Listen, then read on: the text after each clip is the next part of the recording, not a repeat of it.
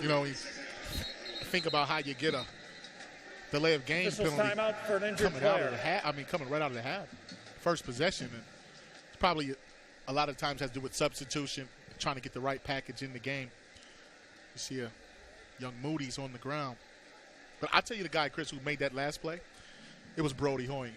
On that bubble pass, he actually kept the football from going outside the defense. He got blocked, but he kept that outside arm and leg free. And then they had to cut the football back. We'll see the injury here. See if we can find out what happened to Moody. Right here in the center of your screen, 13. Oh, he gets hit by his own player and kind of bends his body over. That's big Jerry Harris. He'll bend anyone over. I mean, if he comes from the side like that at 6'5", 250. It's good to see the young fella. Okay, but when you get those, but see, Eastern's a violent defense. I mean, they actually fly around. They hit. That's why the ball's been on the ground for Western. Bellamy hit hard by Jalen Pickett across the 25. And another flag. Kyle Rockwall, the linebacker for Eastern Michigan, appears to think it's against the Broncos. Well, it's good to see Big 51 back in the lineup, pointing with the same shoulder he possibly injured. Let's see how it went down here. Personal foul. Illegal block below the waist. Offense, outside number zone 60. play. Half the distance to Good the tackle goal. by Pickett. Second down. Trying to find out where that penalty came from. It was an illegal block in the back. A block below the waist, beg your pardon, on Mark Brooks, the right tackle.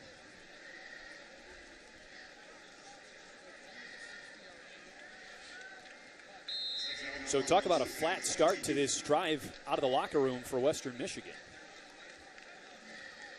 Yeah, they just came out self-destructed from the start. Now let's see if Watson can get them out of this situation. Two safeties for Eastern. They bring four. Rockwall in pursuit. Wasink makes him miss. How about this play by the Western Michigan quarterback? When all is said and done, he only got to the 22. There's more laundry on the play. You'd have to think more illegal blocking on that broken play by Western Michigan. Yeah, when you start cutting back, it's hard to block for a guy because you don't know everyone's coming from an opposite direction in their pursuit.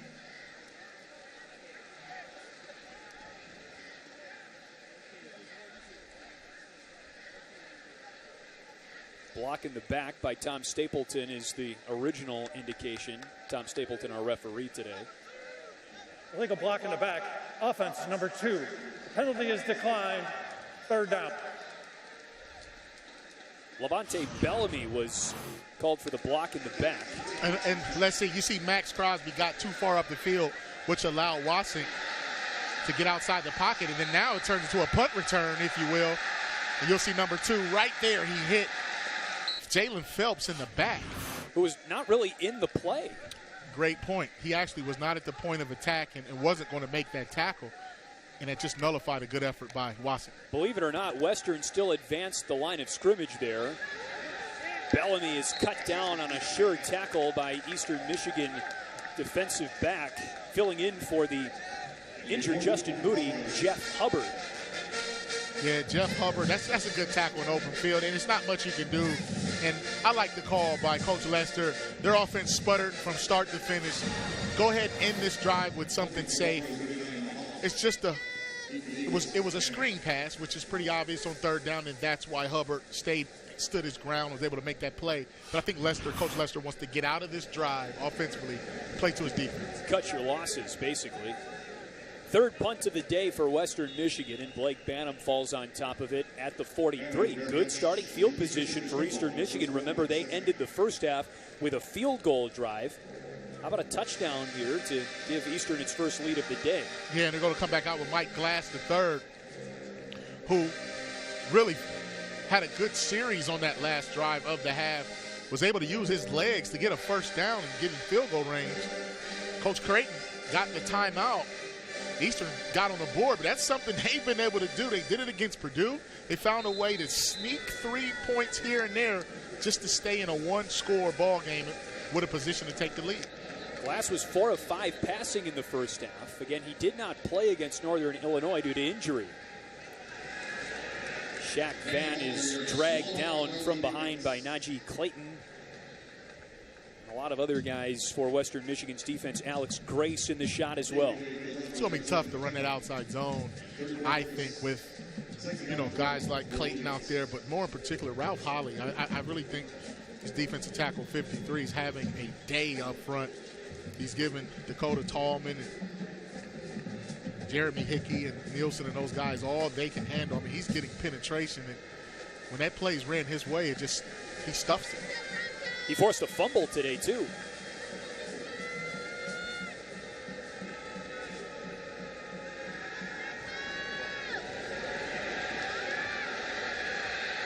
Glass is dragged down by Alex Grace. Impressive play by the native of Saginaw to hunt down the mobile quarterback. Tell you what, I mean, that's good football on both ends. Good coverage down the field. Great by Glass to break, contain, and still stay alive. But the tackle was the best part of this play. Alex Grace actually is having a pretty good year, too, with 33 tackles and sacks, 7 of them for loss. And when it came to picking the impact player, we really couldn't have went wrong by going with Grace or Spears, because both of those guys play the same positions on opposite sides. Grace is out of tiny Swan Valley High School. Tallman airmails the snap to Glass, the quarterback, and he's touched down by Justin Tranquil for a big-time loss all the way back to the 26. It's just a bad snap. I mean, it was high. It's unfortunate on third down, but that's Eastern self-destructing right at midfield. Glass was still clapping, and Tallman snapped the ball right in the middle of the clap, and the ball was high. It's just a miscommunication with the nonverbals on that third down play, and now it puts the ball way back on the 26-yard line. It flips field position. That's a good kick from Jake Julian. That's why he's the reigning MAC West Special Teams Player of the Week. And it's touchdown at the 1-yard line by Freddie McGee. A mammoth kick by Jake Julian. You want to talk about a big play? That might have been the biggest of the game. Big-time leg, big-time roll from the sophomore from Barrie, Ontario. McGee keeps it just off the end zone.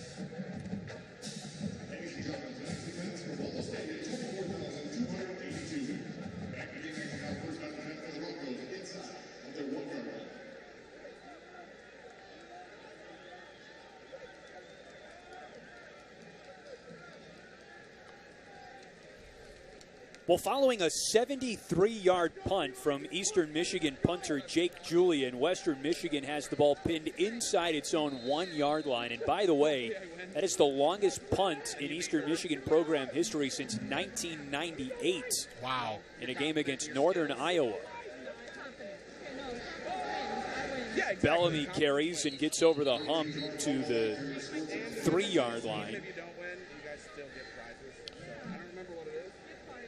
And when you have a punter like Julian, that's like having an extra defender, if you will. I mean, because your punter is a part of your defense. Or it's like saying you had a 73-yard gain on offense, but look at the effort by McGee, who had a big interception last week, to down that football. Bogan with the carry. And a hard hit administered by Kevin McGill. The cornerback for Eastern Michigan brings up 3rd down. It's really tough to run your offensive package down in this area because you don't want to make a mistake. Sometimes you just want to use your 2 good running backs, and Bogan and Bellamy, and just get a few yards just so you can punt the football with some space at the back of the end zone. Eastern Michigan's defense is 2nd in the conference, allowing just 24 points per game on average. It's interesting how this has turned into a defensive struggle through the first half plus. There's a false start on the running back, Jamari Bogan. False start, offense number 32. Half the distance to the goal, 3rd down. If it were total strangers, it'd be fine, but it's not. You see Bogan, he just moved forward right before the ball was snapped. I forget, because I'm from here, and I live here, and so I started doing this, and I forget that I know people here. From the 2. I'll get a text like, hey, and I'm like, it's big enough that Reed was open, settling into that zone coverage, but the pass was off target. Yeah, this Eastern Michigan defense has responded. I mean, they came out of the locker room playing with their hair on fire. And we'll see, there was really nowhere to go with the football for Wasink. I mean, he was looking for Jalen Reed, good protection, but Eastern only rushes 3. Max Crosby got his hand up in the air, and you see Reed standing there saying, hey, I was open, but it was a tough window to throw in, just getting it over the linebacker, so he had to throw it a little further wide. Marcus, Eastern Michigan's coaching staff preaches flushing the previous week, and I think we may have questioned just how effectively Eastern could do that following a heartbreaking 3-overtime loss last week, but they're locked in, giving Western Michigan a heck of a battle here.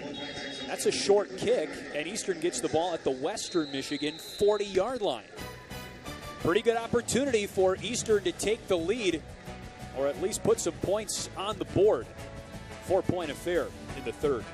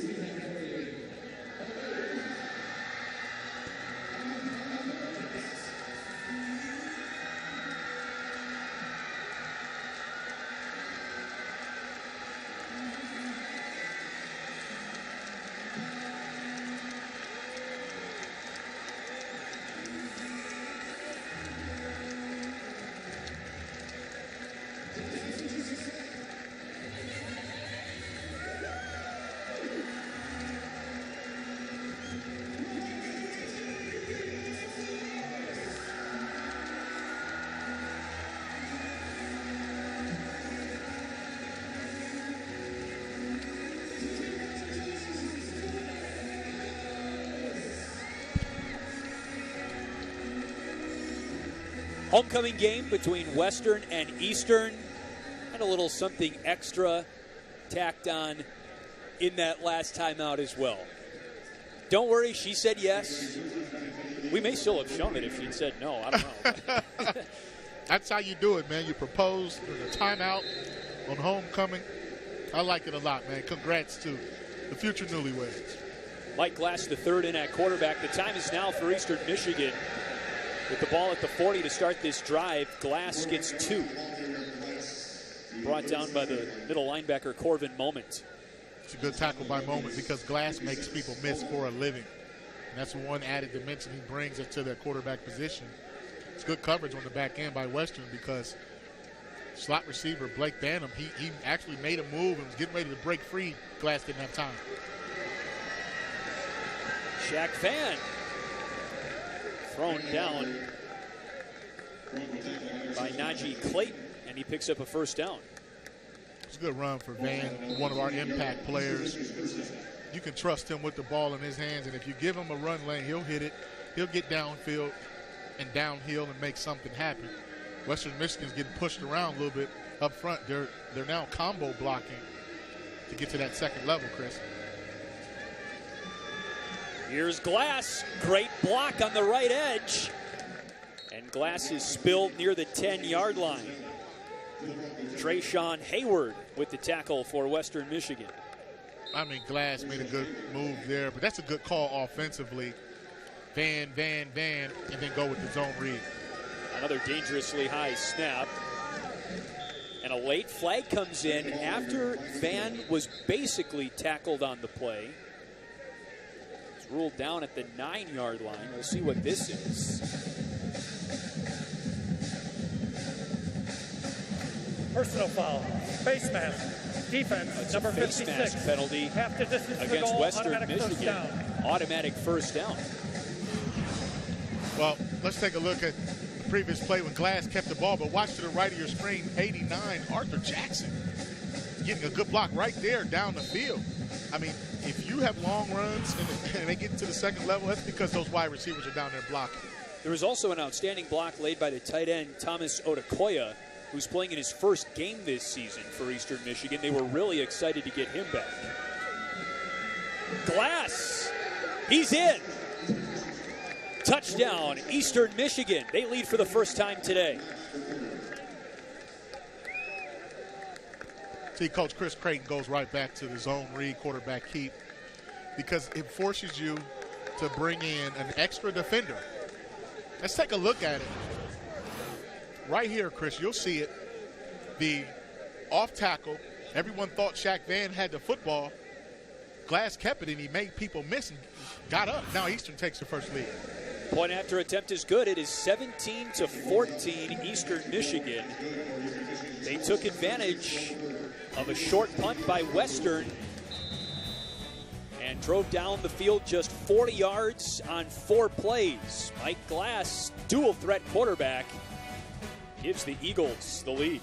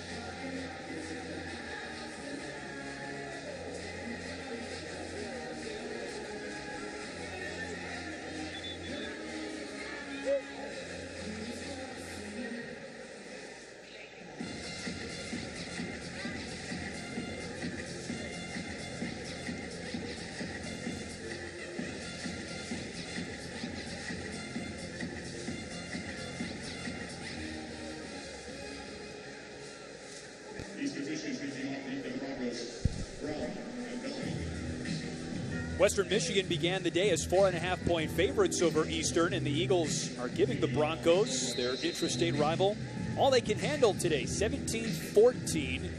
Mike Glass with a touchdown run for Eastern Michigan to put the Eagles in front for the first time today. They try and snap a 4-game losing streak to Western. Jesse Kelly with the kick. We have not had a punt or a kick return by either team this afternoon, and that's a trend that continues. 1st and 10 from the 25, Western Michigan. Well, we got a good turnout, as you see. Homecoming here at Waldo Stadium.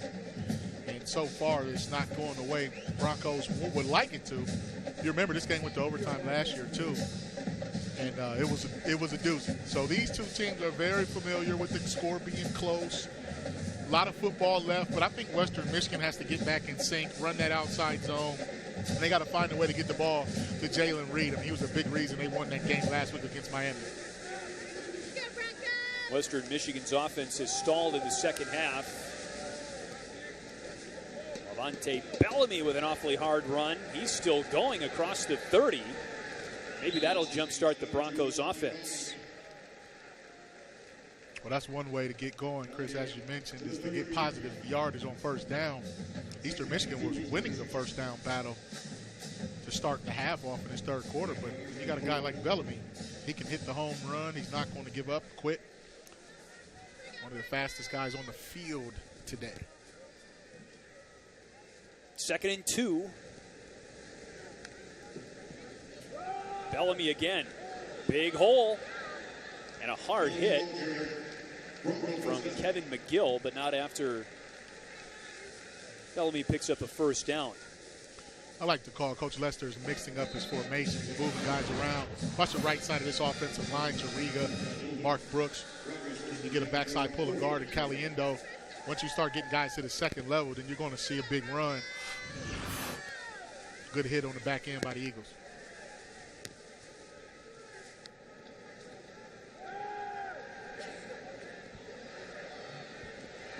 Reed, what a catch. For a first down, he was double covered and hit by Justin Moody and Vince Calhoun. But it's Rolling incomplete. on the field is an incomplete pass. 2nd down. Well, let's take a look and see. I mean, it's good coverage on the back end by Eastern. Wassink had to hold the ball a little longer than he would have liked. Good timing on the play. It looked like that's a catch. He looked like he had possession, but it rolled out on the way out as he was getting up. Good throw by Wassink. In traffic, Moody with the contact. Ruled it incomplete. The ground can't cause a fumble, but it can cause an incomplete pass, Chris. Good point. Another crossing route over the middle is denied. Gio Ricci was the tight end, and here comes a pass interference penalty on Tyrone Neal, the Mike linebacker.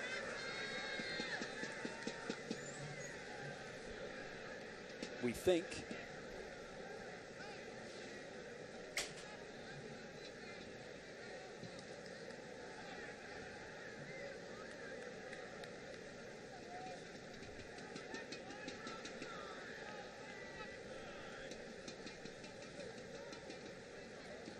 There's no foul for pass interference. 3rd down.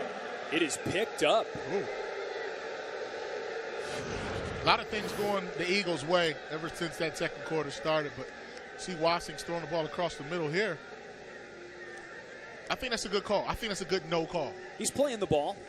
He's playing the ball. Did he get there a little early? Maybe, but there was minimal contact, and that left arm didn't pull on the receiver to take him off his course. Western is 1 for 8 on 3rd down today. Wassink has not been sacked. That's hauled in for a big-time first down by Keyshawn Watson. All the way to the 33. Moody in coverage, and that's an element of Western's offense that's been missing for some time today. Yeah, and that's because Eastern's been able to stop the run and then take away the long ball. But right there, that's a good throw, good call on the post route across the middle. Back to the ground game. Max Crosby blows that play up for a 2-yard loss back to the 35. Oh, yeah, he's been quiet, but he woke up right there. Big fella. Watch how he takes on left tackle, or the right tackle, so on left of your screen with the up and under move. Splits 2 defenders. Oh, that's the pass to young fella Watson. It's a good hit, though. right down the middle of the field. Moody's been flying around a little bit, throwing his body in that secondary. Middle of the field's kind of been wide open. Wassing's been trying to get to it all day. Western Michigan just lost the lead on Eastern's last drive. Now they try and take it right back. 2nd and 12, though. Ricci couldn't climb the ladder. McGill in coverage. Yeah, I think there was just a little timing issue there. Giovanni Ricci didn't get his eyes and his head around quick enough.